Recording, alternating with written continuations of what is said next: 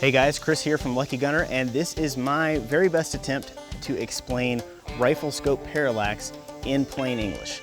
So let's say you're sitting behind a rifle on a bench, it's completely supported, you're not touching it at all, and you look through the scope. The crosshairs are perfectly centered on the target.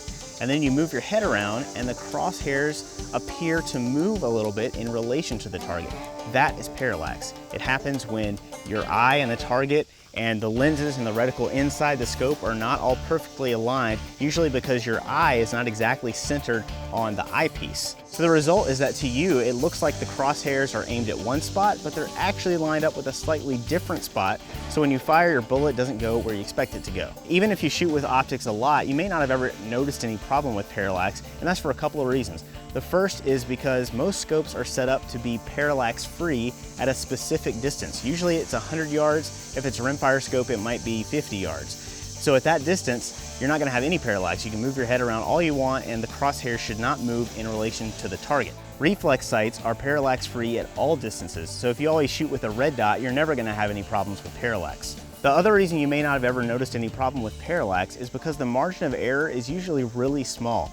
With the run-of-the-mill 3 to 9 power scope, at distances up to about 500 yards, your maximum parallax error is probably gonna be less than an inch. So it's more of an issue if you're after super precise shooting, or if you have a scope with really high magnification over about 12 power, or if you're shooting at really close ranges, maybe under 25 yards. There are ways to compensate for parallax. You can use a scope that has a parallax adjustment like this knob here, or it might be up here by the objective lens, and you just set it for whatever distance you want. Usually there are hash marks on here, and they're kind of a rough guide, but when you get it set up the way you want, you can basically set it to be parallax free at whatever distance you're gonna be shooting at.